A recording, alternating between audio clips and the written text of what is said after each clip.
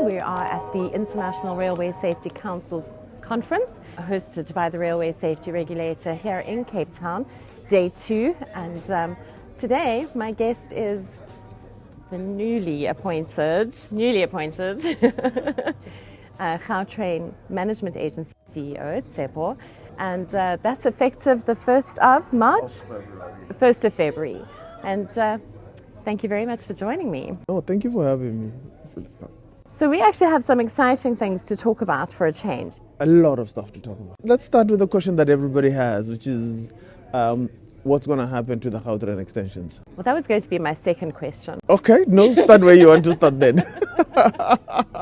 All right, so let's start with Gauteng-Limpopo. We've been speaking about it. Yes. It's been in the newspaper, but there hasn't really been like any kind of official announcement. Yesterday when I was speaking to DOT, they dropped a few bombs. Okay. But what's happening? Because Gautrain Management Agency is involved there. Where are we at? We have a timeline and we looked at it. I think it was the 3rd of May. I think in the middle of April, the two premiers met. A week later, the two DGs convened a meeting out in Limpopo. Yes. And then in turn, from that meeting, then we started the project. And the original bit of it was just for us to be able to develop a concept study. We don't see the project as being independent of the greater part of the network. And we see the Gautrain as being long-term, the core part of what will integrate all high-speed railway networks. On the 3rd, then the project effectively kicked off. And once we had kicked off the project, then there was a few deliverables that we agreed on. And ultimately was, original people were talking about creating a concept note. I work in projects. I don't know what a concept note is. So I just discovered that, what do they call it? That's government speak for make it easy so that everybody can understand it. I said, no, but I cannot develop a concept note. The concept note is asking for too much detail that actually we do not have until we actually complete a concept study. Okay. So we then agreed, no, we will look at a concept study. Where are we today? The concept study is complete. Okay. It's now in cabinet for approval. Will it be approved this year still? No. In the next before the end of October, the concept study will be approved. It has gone into both provinces. Sort of provincial cabinets, and Limpopo announced a week ago that they have approved theirs. Ours is just the timing, travel, and all sorts of other things that has just not worked out. Either I'm not in the country or the premier is not in the country. So, so we are at a point where now I think both of us for probably a few weeks are here, and we will get it done and get it out of the way. So once approved, what happens? Once it's approved, full budgeting for the project goes through.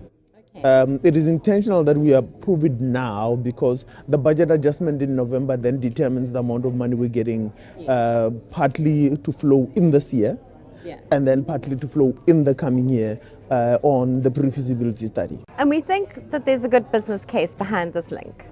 There's better than a big business case. So there's 4 pillars. Shared development and connectivity, that's the first link. And when we talk about shared development and connectivity is us going and saying, well, if you had to restart the economy of a country, where do you do it? You do it at its heart. Yes. And then you reconnect the veins back to the different parts. And so you got to start it in Gauteng and then create an ability to be able to develop.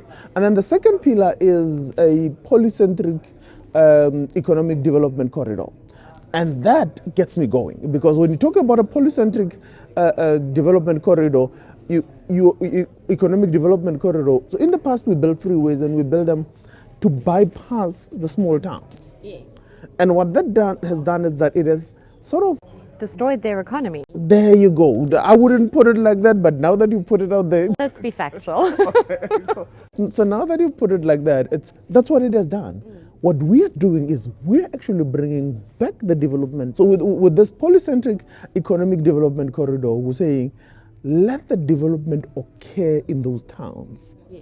Look at what Gautrain has done for, suburbs. Yes. What can you do if you do it in towns? The first bit of it is connecting the 2 points, Tshwane and Polokwane, and then bringing on Hammanskraal, Bilabila, Mokopane, Mokopong, and ultimately Polokwane. But then we said, but why stop there? Why couldn't we?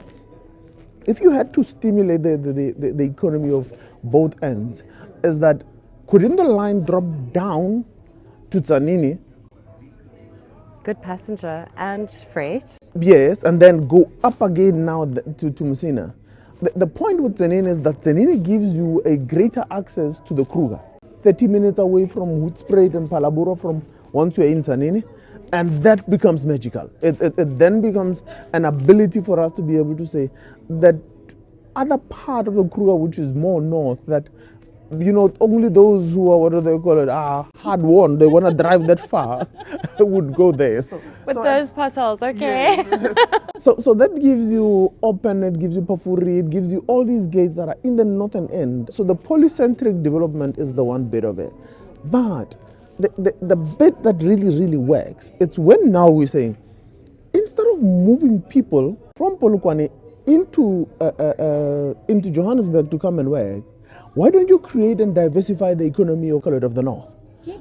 And have beneficiations of platinum group metal, beneficiations of a lot of what gets produced in that end, and then create high-end goods that you can rail on the high-speed line. Yes. Now, double stack containers. Instead of forcing the smallest landmass to keep on accepting people, why couldn't we actually create new jobs? Beyond anything else, we start talking about what we call the 42 minutes province. And the 42 minutes province is that from anywhere at the edge of Gauteng, you shouldn't be more than 42 minutes away from the airport. And in addition to that, we start talking about a province that relates to its sister provinces in such a way that you should never ever be 1 hour, 15 minutes away from the airport. Okay. Now, that when you look at it, if we were running 5 trains every day, that actually some of them terminate at the north here, you could actually do away with the current one flight that goes to Polokwane in the morning and then comes back in the evening. But then you activate the ability for a lot of people to do business in Limpopo without you worrying about it. So there's a greater economic spin-off than anything else. But when we continued on with it, there was a fourth pillar that we had. I always bring it up as it is embedded in what we do. But we with conversations with both DGs, I was then asked, can we be exact and be intentional about people development? I said, okay, so what would we have to say? But what if we do not need to build more universities out in the north? What if somebody could commute on a daily basis an hour, 15 minutes into Gauteng and then commute back home as if they've gone down the road? At an affordable rate. At an affordable rate. Safe, reliable, predictable, affordable. And we are going to have to change the narrative, because what has been happening is that we sold this, I don't know by who, this notion that this thing can actually run itself and do all sorts of other things. Transport is a social service. Yes. And we have to be comfortable with that. And in concessioning is what we call a negative concession, in the sense that in as much as there's money to be put out, but for you to be able to make it affordable for the citizens and the users, you have to pay in as government. And it's not new to us, it's not new to anywhere in the world. So we're going to have to change the narrative. But the narrative has to go towards us having the conversation about the right things. And when I think the right things is that the railways have not been budgeted for and subsidized enough so that we can maintain them and look after them properly. People ask simple things like, during the pandemic, nothing happened to the Gautrain. Why? And I say, because we have the actual maintenance capability, the know-how in not only maintenance, but also in security. Because the first thing that I did the day after lockdown, in actual fact, the evening after the president spoke, we called a meeting on Teams with the operator, with the concessionaire, with the maintainer, with everybody else, and said, in the morning, we're not going to be running trains. What happens and how do we secure the system?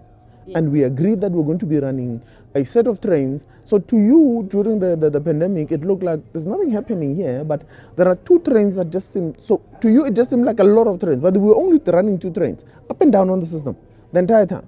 A railway line secures itself when it's operational. The decision by other operators to actually completely go into total shutdown and go dark was actually what damaged the railways. And also Gautrain's quite, I'm going to say, privileged to a point, because you are a closed network, you are fenced off. The fence in itself, to a great degree. Yeah, to a great degree. You know, that's how it's perceived. And then we doubled up on security. In actual fact, a few days after the lockdown was announced, we had a single security incident. A part of the cable disappeared, but it was a pre-arranged thing. One of the security guards actually left their post 30 minutes early. Tracing the events, we realized now this is not a normal incident. And the beauty with the PPP is that the operator, the maintainer, and their security guards were forced to actually double up on their security without us paying more. Okay. Because it was actually their internal fault of not having the checks and balances for such things happening. That know-how. So one is you gotta have a knowledgeable partner in government, which is the Gautrain Management Agency. Then you gotta have the ability to be able to afford the capability and know-how and human resource that sit in the other partner, which is the private party, to then be able to. And the money doesn't go. You know, a lot of people say Gautrain costs a lot of money. It goes into keeping all of these services running, making sure that the maintenance is done properly. Because that's actually the foundation and the success of the system, is that it is, you know, 99, what's your availability at the 99%. 99%. Is. So it's unheard of in most systems. So our punctuality is actually at 99% and our availability at 98%. You can't, you can't complain. On most days we run at 100%. Yeah, but you can't complain about that. So, you know, it's reliable and predictable. So yes, and that costs money. But when are we expanding? Oh. Come on. We are actually in the middle of redeveloping what's called the super network. Okay. So everybody knows the Gautrain 2 as the Gautrain 2 that they know. Yes. So, but we have a super network that then does one thing, is could we go to the original intent of the Gautrain, a catalyst for economic development? The 6th administration adopted the idea of special economic zones as being its propellant for economic development in Gauteng. Now, why would you have a railway line that does not link up those special economic zones? That would be silly. That would be silly. So the current network as it is right now, it only connects, so the current expansion only connects to Lanseria, connects to Erythropolis. Yes. But it doesn't go far enough to be able to go to the Vaal River City. It doesn't go far enough for it to go to the Western Agro-Processing SEZ. It doesn't go far enough to go up to Tezos, the Tshwane Automotive, special economic zones. It doesn't go far enough for it to be able to incorporate the Eastern End special economic zone. So what we've done is we've rebuilt the extensions, gave us time to rethink the bigger plan. That bigger plan in itself is us being able to say, okay, what do we become to the province post this point? Bit of a lull has given us a much more bigger, brighter future. All right. Because if you remember that in 2013, we agreed to not build outside of the urban core. Yes. Now, when you don't build outside of the urban core, what it does is then it compels you to be able to ask the question, all these special economic zones that you're building that are outside of the urban core, how are you going to move the people there? Okay. So the new super network, which we will probably around Feb or April, we will then reveal to, what do they call it, to the public and explain the rationale behind it. It's exactly that. It's what connects. So the ability to be able to move both labor and knowledge workers from the urban core out to the special economic zones, and then not force us to be able to create new cities that are unnecessary, and then we end up with a glut of, what do they call it, of property that we now have. post-pandemic, then that allows us to be able to continuously redevelop. Yes, we will review the point at which we look at our decision to not build outside the urban core. But the system has to be able to move people out to those SEZ. It has to move high-end goods, priority goods and high-end priority goods, and then connect up. We build it in such a way that it allows us to have the takeoff to go to Bloemfontein. It allows us to have the takeoff to go down to Durban. It allows us to have the takeoff to go out to the west, towards northwest, Mafikeng and Kimberley. It allows us to have the takeoff for us to go to Limpopo. Yes. Yeah. So the new network has been rebuilt in such a way. So very soon we will reveal the new network, determining the stations for the Soweto line. We're finalizing it now, asking ourselves, was this the correct point at which the stations should be placed? Yes, some of them are correct. Some of them, time has moved and buildings have come up and approvals have been given in some of those areas, so we have to rethink the network itself. Yeah. Some of the ideas that we had where parts of the network was on the ground are no more possible, but the points that we were hitting originally are still correct. Okay. It's just that now it becomes more complex. It's still a network that actually will empower the economy of Gauteng to grow very fast, and therefore we're moving at great speed to be able to finalize the route determination for the greater network, and then also assess the role of Gauteng and Gautrain in the development of the SEZ. Okay. So, with all of that said, you've also got the concessionaire coming up. Yes. There's too many moving parts. Too many moving parts. Okay.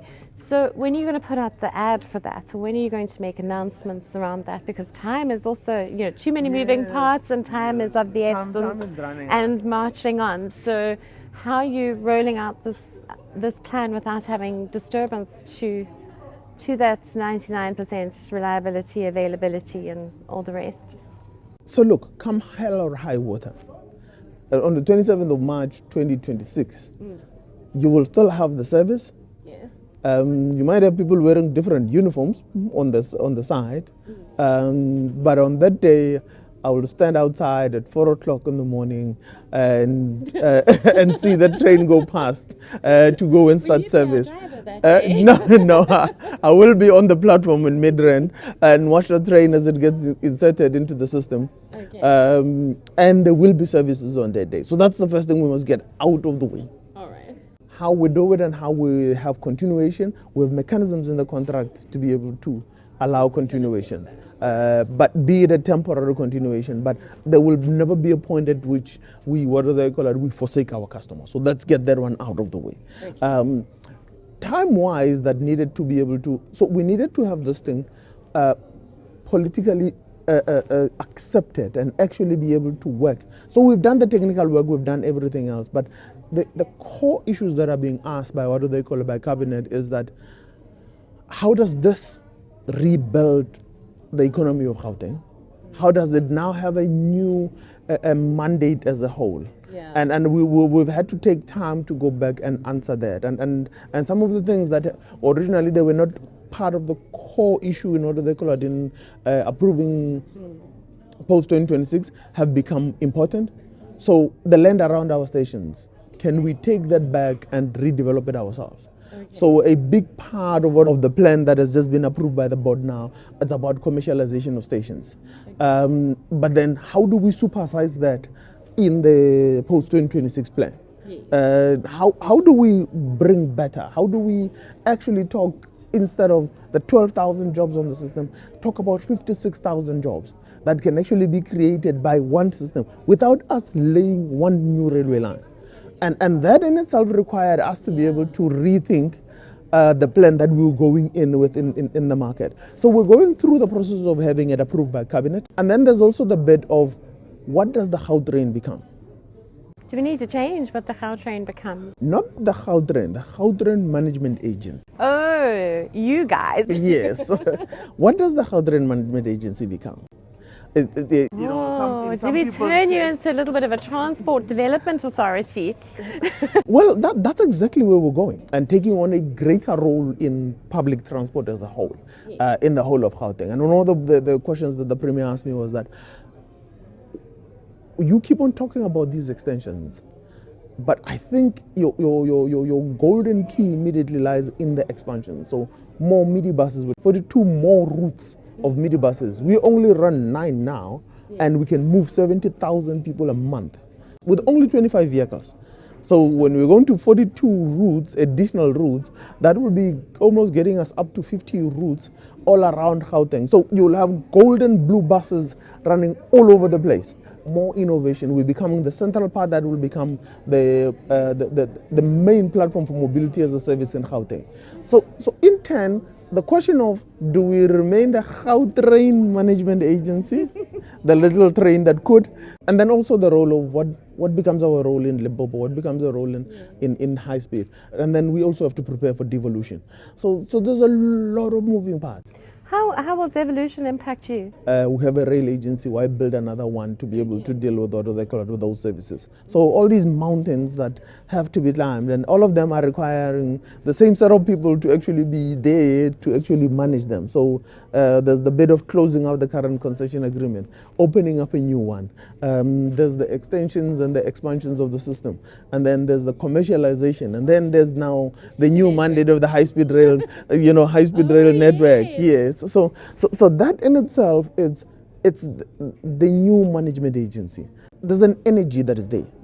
There is the greatest political support we could have received is what happened yesterday. So in the midst of what they call it, of the launch of Smarter Mobility Africa, the Premier spoke at length about the endorsement for the processes in the Gautrain and my appointment and what it means to the long-term plan and all sorts of other things. And he put a nice note in there. He said, look out for what's going to happen next. So he spoke about all of these things and the change of where we're going. When the MEC got up to speak, spoke about the same thing and what we will form as part of. So we're going into technology in the railways in a big way. We're going into us becoming an advisory services. Yes. The last few weeks I've spent them pleading with the Premier to not turn us into another operator. And look, it's a good idea, but if you do that, you lose the capacity that I have or that we have for us to be able to do more. We're able to do a lot of these things quietly and away from the main crowd. If you don't separate who levies penalties from who owns the system, from who, operates it, you don't get the kind of performance. The CEO was speaking about it earlier on, that one of the things that we've learned is that get an independent operator. It helps if you get to keep them honest by you having penalties and correct contracts management clauses for you to do what you need to do. I think that's one of the things that we're quite concerned about from an open access point of view, is that the dog and the tail, the head and the tail. Yeah. So the person who owns it, yes, who's charging, who's maintaining, there's no real separation of duty, and therefore, where does that accountability come in? The model is there. We've proved in Gautrain that the vertical separation is correct. Yes. Who owns the asset and who who operates it and who maintains it needs to be separated out. And therefore we actually have to, and then we also have to think about the economic regulator and what it means to us long-term wise. The system is not big enough to be able to allow additional colored operators, but we are thinking about it for the Soweto line, for the additions of the network. We might end up with additional operators that traverses over the current network and on the new network that they will operate. So these are some of the things we have to think about. There are a lot of complex things, and we have to plan them in such a way that we have the ability, not only in thinking, but in execution of what we need to do. And I think the rethinking the agency itself and what it becomes is a big part of the plans that we will announce soon. Let's just say soon. Soon. We're not giving you a date. It's just soon. No, it's sooner than you think. We will have we will have a very solid conversation again, and just specifically focused on, what the management agency will become. Well, Tshepo, thank you very much for joining me for this coffee with the editor.